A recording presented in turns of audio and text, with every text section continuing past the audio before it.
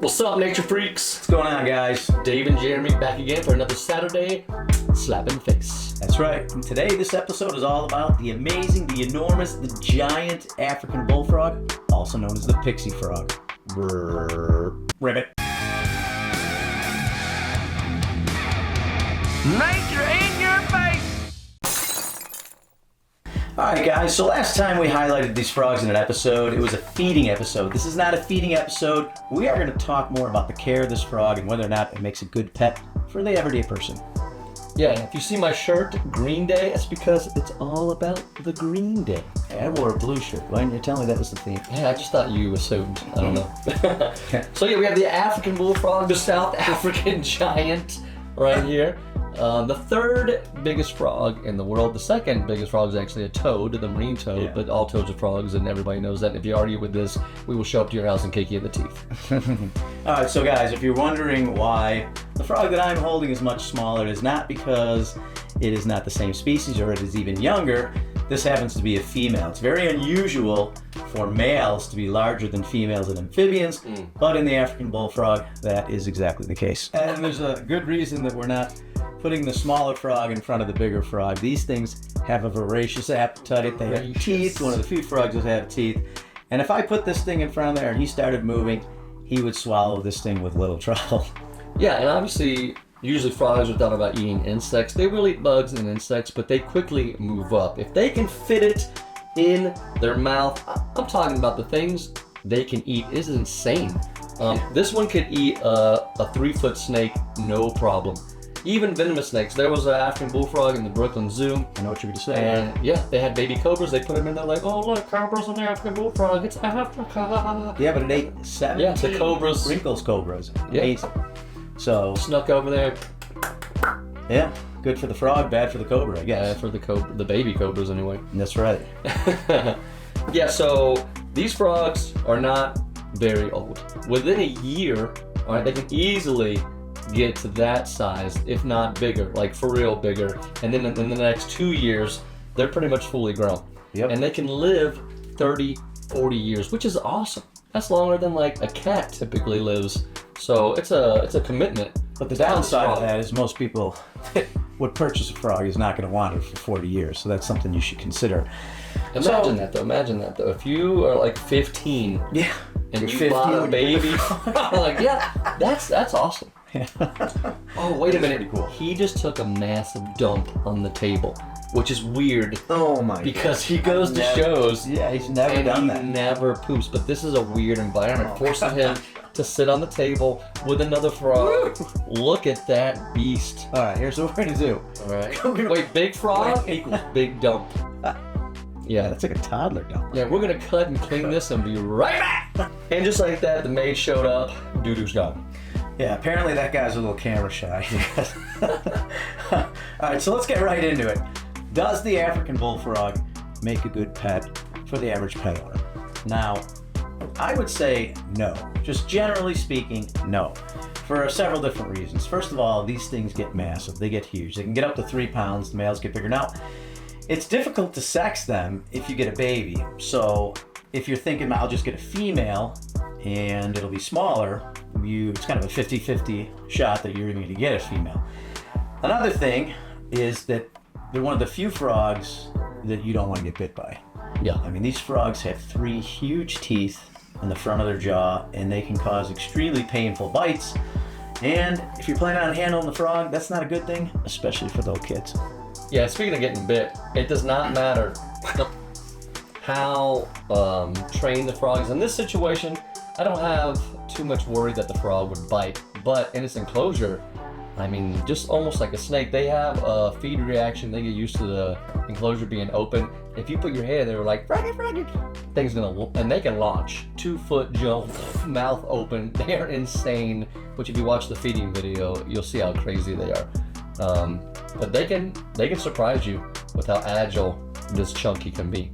Yeah, well, one thing I think you failed to mention when you said that is the fact that our frogs That's hilarious. are gentle because we pick them up all the time. Gentle giants. Bring them to shows, so they're way less likely to bite than somebody who just had one in an enclosure and they were not handling it all the time like we do.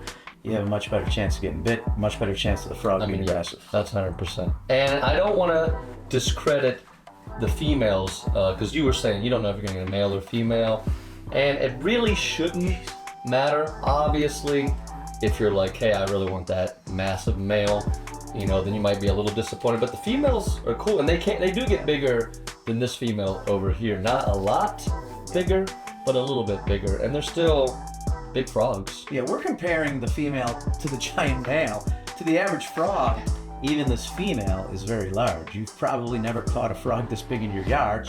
Talking about the female here, so this is an exception. I mean, you're talking one of the top largest frogs in the world. But even the females do get big compared to the frogs that you would normally see in the pet trade. Yeah, and this male right here is not even the extent they can get. They can get quite a bit bigger than this as well.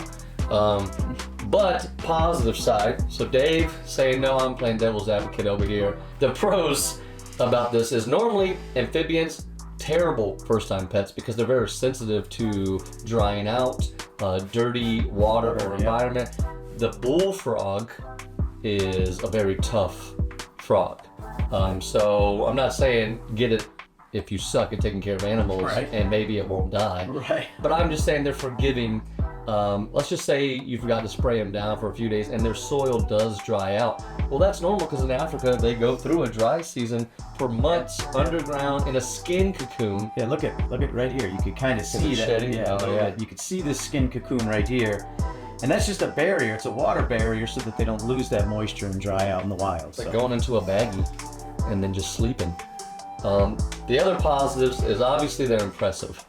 They are impressive frogs. They're not tree frogs, so they don't need to climb at all. It's not one of those instead of like walking your chihuahua down the street and impressing the ladies, you carry this. This thing might eat a chihuahua while you're walking down the road. Like you're just going down the road and the neighborhood squirrel gone. It's a way not to impress the ladies.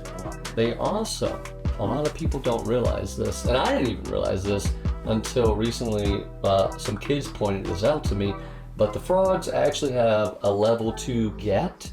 You guys see that thing right there? Look at that butt, Dave. Yeah, I can see it. Gorgeous. Gorgeous. Let's talk about setup.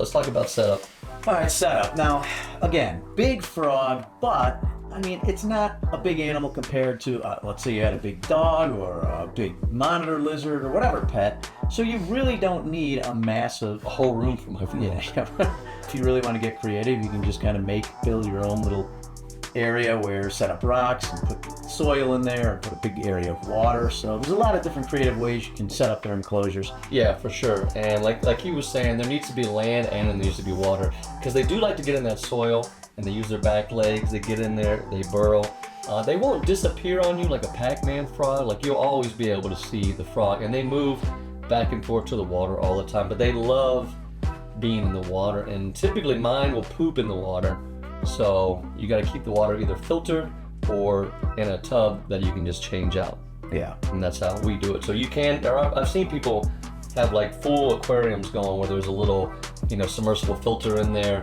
But just to keep it easier, I think you do too. Like we just keep tubs of water that you can change out regularly. Just a little plastic Tupperware that they can go in.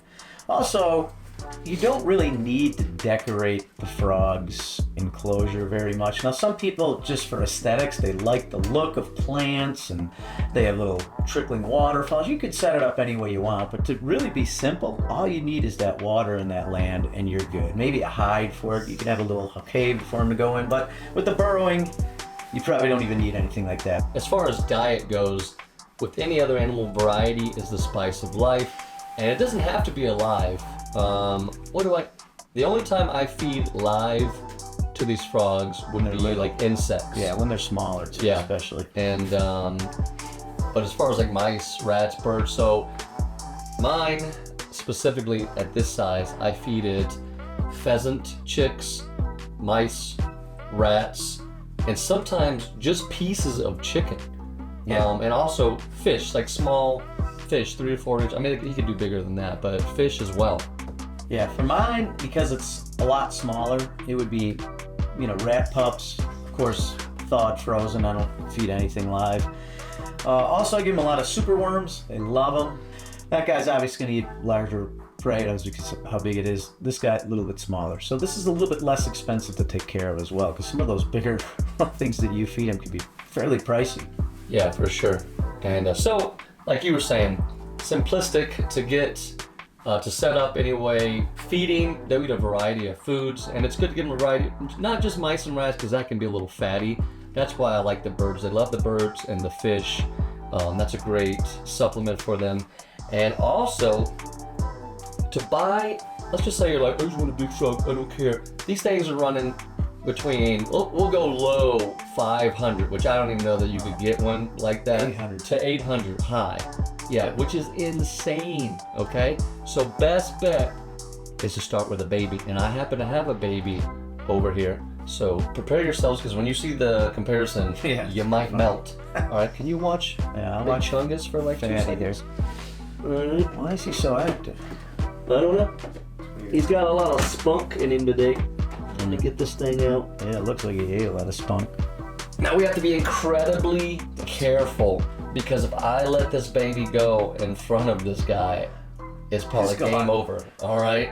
Yeah. So I don't know. I don't even know if I can do this properly. Put him in the middle. Okay. Look, I'm gonna put the baby in the middle, and I'm gonna keep both of these Yeah. away from it. Okay. I don't know if you guys can see that little dot on the table, but that's the baby. And you know what? This is not even as small as it was when it was No, it's doubled in size when it already. first transformed into its adult form. What did you say? Twice the size. Twice the size it was. So picture something more Getting like the nervous. size of a quarter. I think he's looking at it. I know, I'm holding on to him because he's like target locked. Right? Man, he would snatch that thing up and it would be gone. It won't even be. I already fed this guy. A thing. He won't touch him. But Oh yeah, that female could. just do this. Put him in the front. He's not going to see it on the. Look at that. Look at how tiny that thing is. And notice. Crazy It comparison. doesn't even really look like the same frog. Yes, it's shaped the same, but look at the pattern on there. Those spots on the frog and that line in the middle of it, but that all fades as they get older. So when you look at that, you might be confused and say that's not even the same frog, but yes, it is. It will eventually turn that solid green color. And then they develop the orange under the armpits. Yeah, the males have more of the brighter colors than the females do. So A little you more notice modelly. a little bit of orange on the armpits. This guy's got a lot more. Mhm. Anyway, all right, guys. We hope you enjoyed that. Our little leave fun the- fat frog episode. Questions and comments down below. We can continue the discussion. Let us know if you've kept an African bullfrog. If you have any questions about their care in more detail, obviously. And if there's any other animals you want us to highlight, let us know. All right, guys. Make sure you subscribe to the channel, like the video, leave a comment, and we guys see you guys on the next Saturday slap in the face.